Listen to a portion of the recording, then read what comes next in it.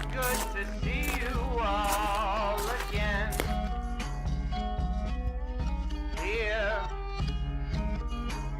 with us.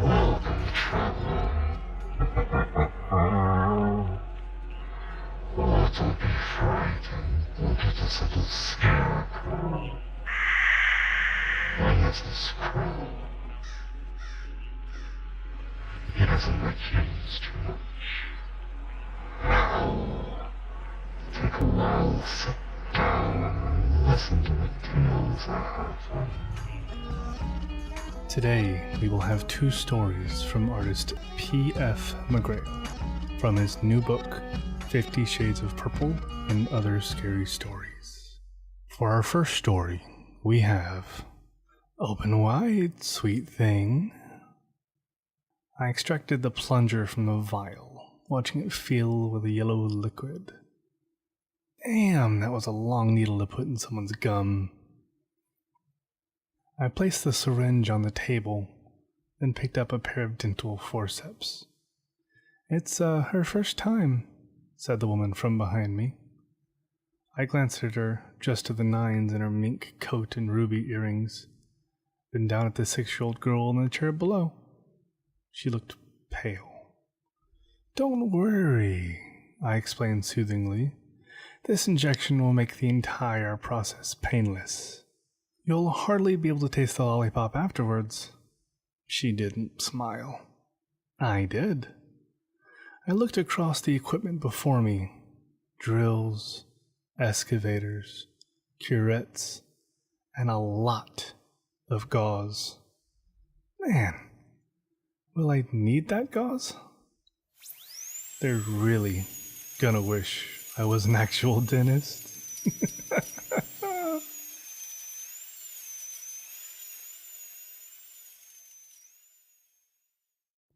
For our second story, an involuntary hue of red.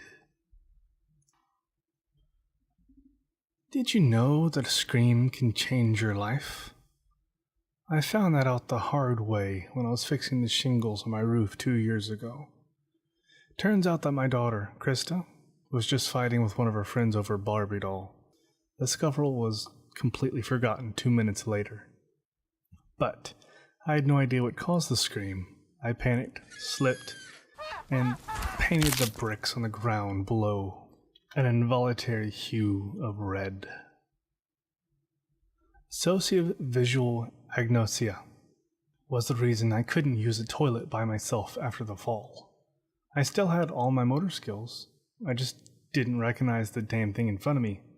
White, round, and smooth? Could be a shitter or a baby's ass. So I wasn't about to start pissing on the object in question without more information. I could recognize shapes just fine, and I understood ideas as well as I had before. But the blow to my brain damaged the link between sight and concept. My wife, Melanie, was an angel. I really think moving on would have been impossible without her. She lived, laughed, and loved right alongside me. But more importantly, she suffered as I did. That's the definition of loneliness, you know? It's not whether you share the good times that determines how alone you are. It's whether your own pain causes someone else to hurt. She suffered, and in doing so, she began to make me whole again. Things weren't the same, not by a long shot, but we created something new, and that thing became normal.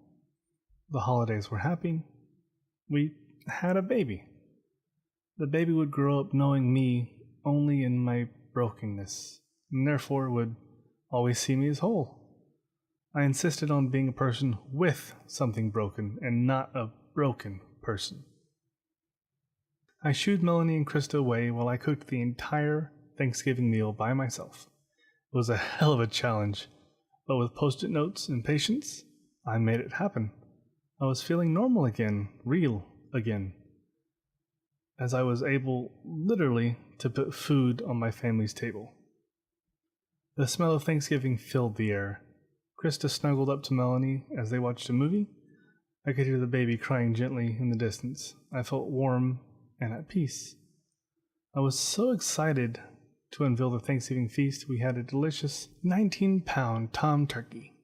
Warm, fluffy rolls nearly tumbled out of the basket. There was enough thick, rich gravy to coat every morsel. And I made the cranberry sauce from scratch, using my grandmother's recipe. I instructed my family to sit down at the table as I presented the turkey, piping hot and fresh from the oven. Oh.